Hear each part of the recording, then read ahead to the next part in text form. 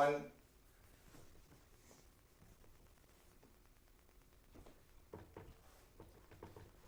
Welcome to the 11 Warriors post-game report. Jason Priestis, Chris Lauterbach, live from the 11W bunker, rainy downtown Columbus on the evening. Buckeyes just got done pasting Indiana 54-7. We'll get into the stats and how it took place, but first thoughts? First thoughts is Ohio State looks like one of the best 2-3 teams in the country for sure.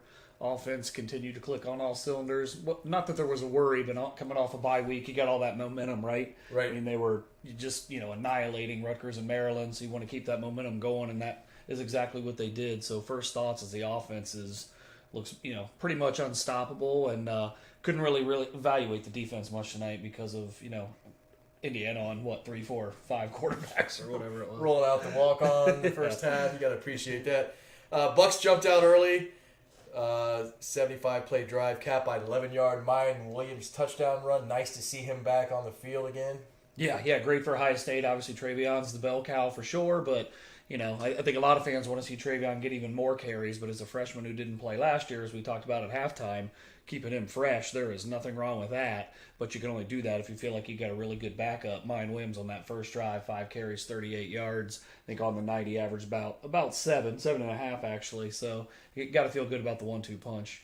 Yeah, nice seeing him back, and you're going to need 2 guys for that run, the run this team wants to make. Of course, you're going to have one, Trayvion's the dude, but you need that number 2. Indiana answered right away, man. A 75-play drive of their own. Made it 7-7 on a 7-yard touchdown pass from Jack Tuttle to Peyton Hendershot. And then Ohio State took over, a 21-yard Travion Henderson touchdown run, 14-yard Travion Henderson touchdown reception. Marvin Harrison Jr. with the safety on the punt in the end zone there when Indiana lined up to punt. And then Buckeyes would score again.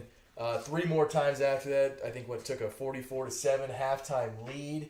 And you're thinking at halftime, we talked at the halftime show, Indiana's not a great football team, but they're not 44-7 lose in the first half. That's Michigan State if they're good. Right. Yeah, I mean 20-15, and everybody's got Michigan State pretty high up there in their rankings. So yeah, I think Ohio State did what it was supposed to do in weather, and again coming off the bye week, went out there and clearly Day's got this team dialed in. Yeah, he's cooking on offense, and I think that's. You look at how frustrated and how quick he was to make a move defensively, and it makes more sense now because he knows what he's doing on offense. It's like you're part of a relationship, and you're doing all the work. Right. And the other side's like, hey man, we got to make a move here because I've got my stuff locked down. Right, and it's hey, maybe we don't need the steel curtain here, but we can't be what we were the first couple weeks. Yeah, for sure. Again, final score 54-7. Figured the Bucs would win this one pretty comfortably. What was the spread coming in? Do you remember? Like 21. 21 sounds about right, and easily covered that. 50+ in 4 straight Big Ten games. The first time that's happened since 1903 when Michigan was playing, the Lake Erie Vocational School and whoever else they had on the schedule. Case Western Reserve. Yeah, doubleheader against Case on a Saturday. Back when Michigan cheated, let's be real too, because they left the conference because they were accused of cheating at that time. Yeah. So definitely, one of Michigan's cheating. Back in the glory days, for sure. Buckeyes dominated, 539 yards of total offense, 6th straight game they've gone over 500 yards. Held Indiana to 128. I mean, for a long time, IU was stuck on 97. And deep into the fourth quarter. This is after they put 75 up on their first drive. Right. So they're like 22 yards from 80% of the game, basically. Yeah, it had 53 over the last 9 possessions. Insane. 352 passing yards for Ohio State. Buckeyes had 3 quarterback C action. CJ Stroud, 21-28, 266, 4 touchdowns, 0 interceptions. Kyle McCord, 5-6. 51 yard. Jack Miller, 2 of 3. Like, even the backups are slinging, completing most of their passes. Rushing yards, Buckeyes 187, Indiana 48. Travion Henderson 9 for 81. Got his season average 9 there. Yeah, he looked good. Again, one of those deals where I think he took a pop early and came out, and Mayan came in and racked up a few carries. So again, just another one where you'll be able to keep him fresh, but you also want to keep him healthy. But yeah, guy doesn't even have 10 carries, and he's the best running back in college football. Yeah, 10 touches on the day, 95 yards, 3 touchdowns. Yeah, very efficient. You mentioned he's the best running back in college football. I tend to agree with that. And Bijan Robinson's really, really darn good too. And it's the guy that was a silent commit for Ohio State for a little bit. And imagine having both of them. But Trayvion's getting it done, and you look back at, this is a team that's had a lot of great running backs through the years. Most recently, J.K. Dobbins was fantastic, had a breakout game against Indiana, monster freshman season. And Henderson, and I love J.K., but Henderson is that much better than him right now. No, he is. And I love Bijan Robinson. I think the thing with Travion is his versatility. He can catch the ball in the backfield, and he can run you over, and he can make you miss. Yeah. So he really is the total package. He can run past you, run over you, and he's got a great pair of hands. Yeah, he certainly does. It turned out to be probably more of a weapon catching passes than I thought he would be coming into the season. I knew he could run. I knew he was a 5-star running back, but didn't know he could catch. Yeah, spring game. I mean, he caught a lot of balls in the spring game, and definitely saw the versatility was there. I think a lot of the especially the old heads. Well, can he pass block and all all this kind of stuff. One, I think he's a pretty good pass blocker. Two, the offensive line is so good. It kind of marginalizes what you need the running back to do in pass pro from what I've seen. And speaking of pass pro, I mean, it was great again tonight, but Stroud is just that's part of the reason they don't take sacks. I mean, Fields was great last year, obviously, but that was one of the knocks, right? Was holding the ball too long, taking some sacks. It really wasn't the offensive line not holding their blocks for as long as you would generally need to. He held it, and a lot of times because he knew he could make a play and he wanted to try to do it. But Stroud seems to be a little bit more decisive, and he is not taking, he's not taking those sacks. And on the rollout, he has been phenomenal, and he was again tonight. Yeah, his numbers over the last 3 or 4 games since he sat for the Akron game, just insane, man. 1,000 yards passing, about 73% completion percentage, no interceptions, about 16 touchdowns in there. Just a heck of a run he's on, and 14 touchdowns, no interceptions. Is that the numbers? Yeah, insane. And he's a guy that's already was third in the last Heisman odds out of Vegas, and maybe second, maybe first after this week. Man, just keeps getting it done. Look at Indiana. I mean, started Jack Tuttle because Michael Penix Jr. was hurt, so Tuttle got in. They brought in a cat named Donovan McCauley. And then Grant Grimmel, walk-on. Let's throw a walk-on out there. Yeah. But the dude was 3 or 4, so I got to give him some love. 9 yards, so not too much love, but 3 or 4, not bad for a walk-on. For 9 yards. Yeah, so he had that. And look at the Ohio State receiving corps, man. Smith and Jigba, 6 for 99. Garrett Wilson, 5 for 59. Ruckert, career day for him, right? 5 for 47. In catches. Touchdowns. Yeah, in catches. Not sure about yards, but the 5 catches were a career high, and the 2 scores, as you noted. He's now second all-time with 12 career touchdown receptions as a tight end. Jake Stoneburner has the Ohio State tight end touchdown record with 13, so Ruckert's on the doorstep there. And speaking of records, Chris Olave only had 2 for 24, but got a touchdown. Beautiful catch, beautiful ball. Is now number 2 all-time with 30 career touchdown receptions as a wideout. Who's number 1 at 34? David Boston at 34, right? So knocking on one of the greats, no doubt about that. But Ohio State, tons of guys got in the game. Again, 3 quarterbacks. Evan Pryor's in there mixing it up. It finished 11 for 48. Mayan, 8 for 60. Bucks had 187 on the ground, 5.8 average. Held the Hoosiers. Now, they had a lot of sacks. Wrote this number down, but they did. 37 rushes, 48 yards. Sack adjusted, though. Sack adjusted was 2.1 a carry. Wow. So they were 1.3 yards a carry if you put the sacks in there, to your point, but 2.1 otherwise, 67 rushing yards. Yeah, just a dominant performance. And a lot of people were upset and worried after the Oregon loss, and rightfully so. I mean, they didn't look great at times there. The defense was carved up. But this is a defense now. You look at what Matt Barnes has done. And this is, game 4 for him or 5? So 6-1, 7th games. Yeah, well, he basically took over after the second game. Tulsa was kind of an adjustment week. Gave up, 500 yards and gave up over 400 passing or whatever. But then the following week, you started to see some of the momentum actually start to take shape. And the last few weeks, we've seen they look great on defense, but it's Maryland, it's Rutgers, it's these bozos, that bozo. I mean, Indiana's it's Indiana. I'm not trying to say this is Alabama, but it's Indiana. They played some tough games against good teams this year. And like you mentioned, Michigan State, they were up on the Bearcats for a while. Could have won that game if they didn't have Micah McFadden get tossed for targeting.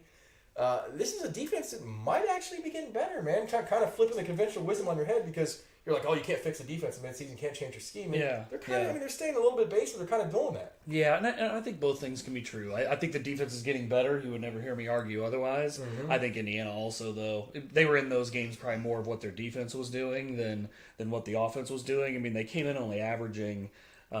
They were number 121 in the country in like big plays, like plays over 10 yards. I mean, Is that good? Kind of have to plod along. Well, I think they had. I looked it up. I think they had 64 plays that went for over 10 yards. Ohio State had 128 in the same span. Yeah. So basically doubled them up, right? A little bit of a difference. Not very explosive, and had 10 interceptions across those 6 games as well. Obviously, quarterback position's been a problem. Even when Penix was in there at the beginning, he wasn't very good. Certainly not what people expected he would be after last year. But like I said, even though I think Indiana's offense is definitely trash, I think that Ohio State's defense, I mean, you have to feel some, momentum there. Right. And like we've been talking about over the past couple of weeks, that momentum is because a lot of the best players are young players, and you didn't know if they were the guys that like Tyleek Williams, right? You heard Luganville tonight, who I think is a pretty good evaluator of talent, he was great. saying, "Hey, Tyleek Williams is the most talented defensive lineman on the team." I mean, and Garrett.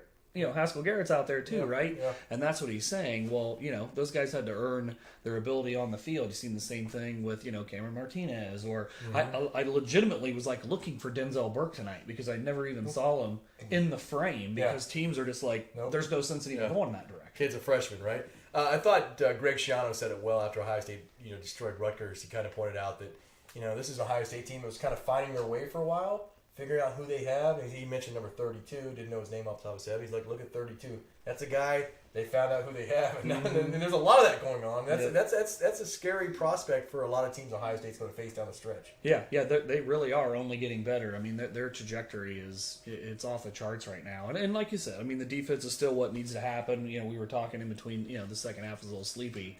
Like, hey, Georgia's defense versus their offense, how does that, Ohio State's defense versus Ohio State's offense, who are these best teams? And you've got to like the momentum. I don't think, again, like we talked about at halftime, this isn't the steel curtain, it's not going to be, but can it be good enough to win a championship, and or can the offense be good enough to overcome the fact that it's not great, as long as it can be good? Yeah, absolutely. And you mentioned Georgia.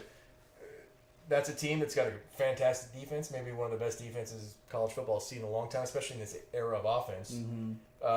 What teams out there, who are your top 3 teams in the country right now? It's Georgia and Alabama and Ohio State. That order? Georgia, I give number 1. Their offense is 48th in the country in total offense. Number 1 total defense, 209 yards a game is ridiculous. I mean, Ohio State was giving up 387 coming in tonight, so that's pretty damn good. But yeah, it's Georgia, it's Bama, it's Ohio State to me. No disrespect to Cincinnati, but I think you get into those games with them, you get in the trenches. I just think, like when Ohio State was just trying to get to Alabama's level, once upon a time, right? Or trying to get even closer to Alabama's level, it was the trenches, right? It was like when Ohio State couldn't get over the hump at the SEC, that kind of thing. It was being dominant on the line of scrimmage. Sure. The skill players were there, right? And I think that's where Cincinnati maybe would potentially come up a little bit short, is over 4 quarters will your offensive and defensive lines hold up. The fun thing too with these receivers, and as good as the line's playing, and especially with Henderson coming on, Stroud's not Justin Fields yet, getting close, but this offense might be the best modern offense in Ohio State history right now. It looks so easy. Now. It's like it's even hard to quantify it when you're watching it. It's like, are these defenses that terrible? No. But it's just, what are you doing? Day is a great play caller. He is. And you've got the 2 best receivers in college football. And it's like, okay, how far down is Jackson Smith and Jigba on that list? Right. Because coming into the season, the dude caught 5 balls or 10 balls or whatever last year and averaged literally 5 yards a catch. And then you got Garrett Wilson saying, hey, this is the most talented receiver, on the team or whatever. And you're like, yeah, okay. And the dude has been phenomenal. Incredible. So it's, you look at this receiving core and you look at, Day is running plays to get him open. And Stroud, ever since resting his shoulder, taking the Akron game off, has been nothing short of phenomenal. I mean, what'd you say, 74% completion? Yeah. And, he's throwing some dimes. It isn't like... Beautiful throws. He throws to wide open guys. Yeah. Don't get me wrong at times, for sure. But he threw a couple seeds today. And he does every game, right? A couple of these throws that are just perfect. Yeah, he looks so good. And it's always been a matter of, can the defense catch up quick enough to something better than what we saw against Oregon, right? What do you got drinking? What are you drinking for the postgame? Still polishing off some Joseph Magnus here tonight. Like I said, we'll bring out something a little better for... Well, I was hoping Penn State was going to be a great game next week, right? Or closer than this. Yeah. Now I'm not so sure after what we saw from them today. We got Mr. West weighing in here on the... I like the name, man. Mr. West. Mr. West. He just knighted himself. He's got Georgia, OSU, and Cincinnati in his top 3, so he's always got to show some love to Fickle. I can appreciate that. I'm not trying to disrespect him at all. As an Ohio State fan, neutral field, Ohio State, Cincinnati. Who you taking? I mean, yeah. Those in the chat. Who you taking? What do you think the final score of that game is? Right? Ohio State, Cincinnati. I think it's like 43 to probably 24. Probably something like that. Yeah. I think Ohio State rolls pretty Yeah. comfortably.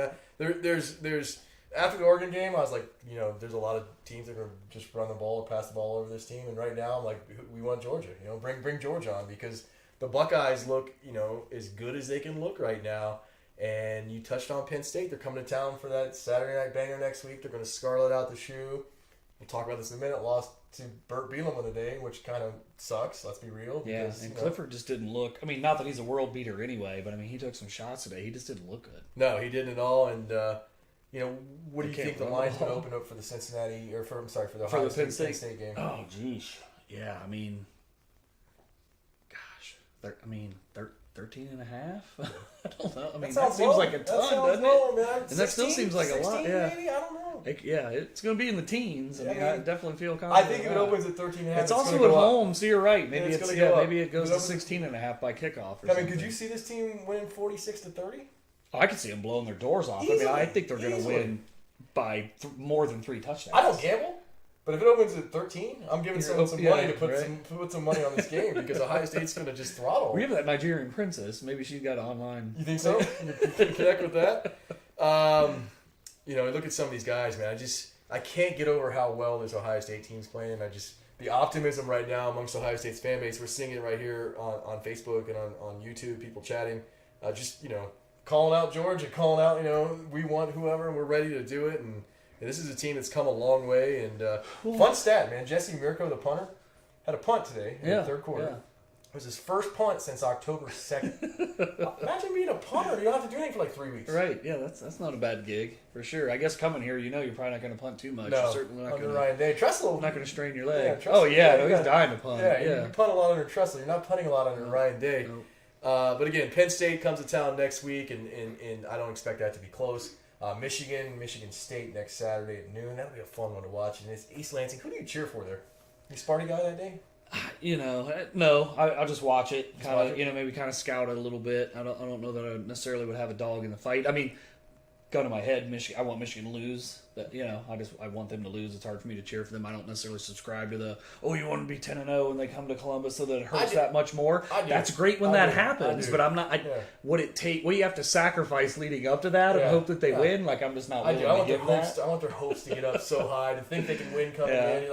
And they're probably not. Even if they were 11-0 coming in.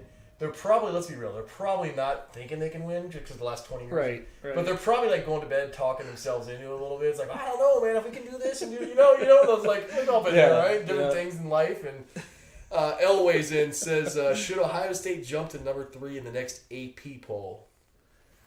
Well, that means they would leapfrog Bama, right? Is Bama in front of them now, right? So, I mean, I think Bama and Ohio State should both pass Oklahoma. Is it Bama 3 now? I thought Oklahoma was. Sooners were. Yeah, you're right. Yeah. So they should leapfrog Georgia, Cincinnati, Oklahoma, Bama, Ohio State, right? Yeah. So both of them should be leapfrogging. Oklahoma is not staying on the field with Ohio State or Alabama. Or Georgia. And Bama, we'll talk about it in a minute, but Bama had a close game tonight and blew it open in the third. Yeah, it was close for a while, and then they did what they should do. Got an all-time classic between NC State and Miami going on in the U. The U's going to get a home win? What's going on here? They're actually up. Oh, they're taking a knee. Yeah, they got the ball. Their uniforms threw me off. I'm like, who's wearing this weird color? But big upset for the U. Got to appreciate that. Other games today, again, Alabama, number 4 team, 52-24 over Tennessee. That was a 24-31 game late in the third, maybe early fourth, was it? And it just kind of ran away late. Bama scored 28 in the fourth. That'll do it. Curtains. Notre Dame beats USC at home 31-16. Feel bad for USC fans because Notre Dame has been... Notre Dame's still ranked? Yeah, they're 13th somehow. A&M 44, South Carolina 14. Number 2 Cincinnati 27, Navy 20. Navy 20. Well, that's number 2 team in the country. Again, I feel like you're setting me up to try to talk about Cincinnati. Beating the 1-6 Navy by 7. Ohio State's played Navy before, and it didn't look like you wanted it to. Whether it was JT's for starting 14 or whatever. I'm just trying to balance out my Cincinnati comments. I feel like you're setting me up to keep dogging them out. I still think Ohio State would roll them, but I don't think Navy's just one of those weird games where you just have to try to win it and then throw it away. I remember Ohio State, they play Navy and they're like, we're burning that tape, we're not watching that. There's nothing to learn from that tape. Just get it and move on. I honestly don't know why teams schedule them. Yeah, Navy did score the final 10 in that game to make it respectable. How about J-Mo real quick? We were talking about Bama. Oh, man, what are you doing? Jameson Williams, 6 catches, 123 yards. No touchdowns today, but their leading receiver again. Bet you had 11 for 121 and 2 scores, but J-Mo's still doing his thing down there. Good for him. I saw him. It was a 3rd and 15. It was a 31-24 game, and they found J-Mo deep. Man, he got loose and almost scored, but it was a 65-yarder. Kind of put the game away. Number 3, Oklahoma, 35. Kansas, 23. Kansas has not won a Big 12 game in 2 years. They were up at half 10-0 in Lawrence there. Something went out on the, 200 people show up and they put out the word on the streets, hey, we're leading, no ticket required, just show up at the stadium. People came, rode the tractors down and parked the John Deere and went and watched the game. And Oklahoma scored 35 in the second half to come back there. But the Sooners, not a number 3 team. No, they're not. Offense struggled a little bit today. I do think Caleb Williams is the right, is the right quarterback. It was not surprising that Riley didn't go back to Rat. Imagine that scenario. They're down 10-0 at half. Williams wasn't playing very well. You got to stick with him, right? Or you're just inviting a dumpster Go back fire. to the other one, and you got chaos. Yeah, I thought that was interesting. And then obviously they ended up pulling it out, but I don't think anybody is. Oklahoma's a talented team. Make no mistake, but they haven't lost, right? But I think they're the worst 8-0 probably ever. They're behind Georgia and Bama and Ohio State in my mind. Easily.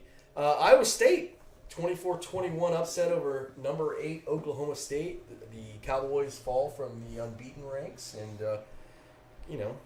Gundy always seems to have a team that gets really undefeated out of nowhere, and you're like, where'd they come from every year? And then they'll lose a game, and they never do much in the end. But, they had their run. I guess it's over.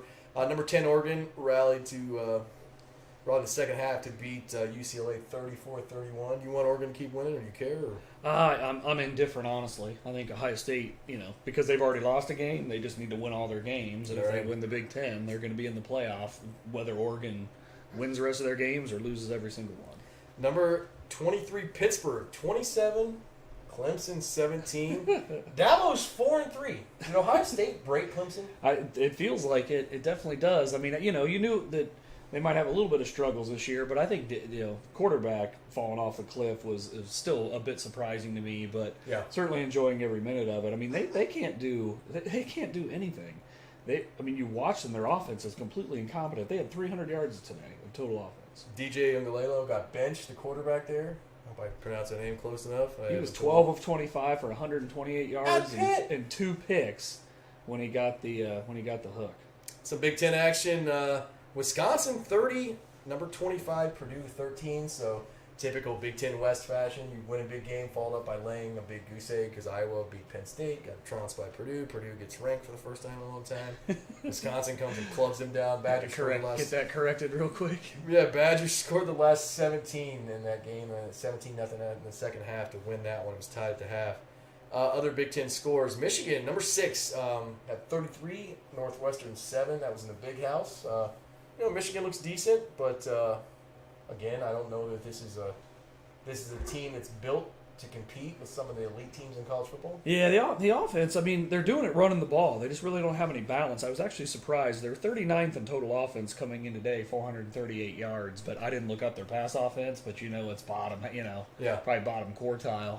After those first couple games. I think what we say at halftime, Cade McNamara averaged 4.8 yards per completion today. He completed 20 passes, 129 yards. He's bad. 20 completions is nice. Well, their offense is weird. It's run, and then a definite passing down. They pass. They don't mix it up beyond that, but they do have this thing when they're like leading the league in fewest negative plays allowed. So they're not getting tackled for loss. They're not getting sacks. So they're kind of like they kind of need everything to go right. They're going to put these long drives. It's like 1975 type offense. It truly is. There. And then of course the game everyone is talking about. Number 7 Penn State loses at home. Brutal. To Brett Bielema and Illinois, by far the worst team in the Big Ten. going into this game, goes over there and wins in 9 overtimes. So you got 9 overtimes. Your finals 20-18. This game just called that one. It set Big Ten football back about 30 years, man. Like, I mean, what do you do there? Yeah, I mean, it's interesting. Clifford was back, but he did not look very good. And, man, his numbers look very McNamara-esque. He averaged 4.9 yards per completion today. And Penn State ran the ball for 62 yards on the day. Now, they had 28 yards in sacks, 2.1 a carry. Meanwhile, they give up 357 on the ground to Illinois. Unreal. I bet Day's looking at that thinking, ooh, okay. First of all, how do you lose a game to Brett Bielema in 2021? That's tough. Yeah. At home. At home. And give up hundreds and hundreds on the ground to do worse, by far the worst team in the Big Ten. Yeah. Like, I mean, I just... Illinois.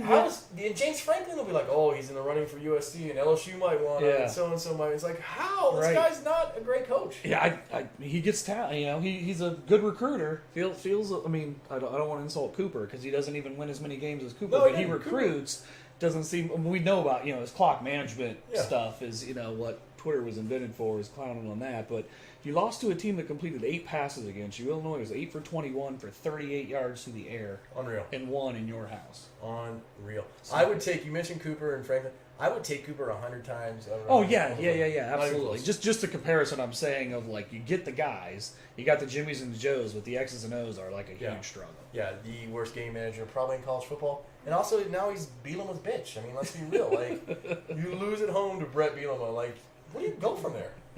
Like, I would hang him up. Like, I'm done coaching. Like, I lost to the worst team in the Big Ten with Brett Bielema at the helm. So I don't know. Next week again, Penn State coming to town. That primetime scarlet out the shoe. Not going to have so much of its luster thanks to again Bielema doing the work over there. And we talked earlier about the line, 16, 13, somewhere in that range. Is that what we're comfortable saying? Mid-double digits for sure.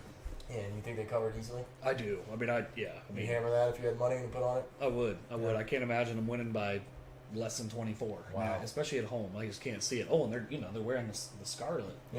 Which I think is fine. Yeah. But those uniforms aren't necessarily awesome. But the youngsters like the scarlet uniforms for sure.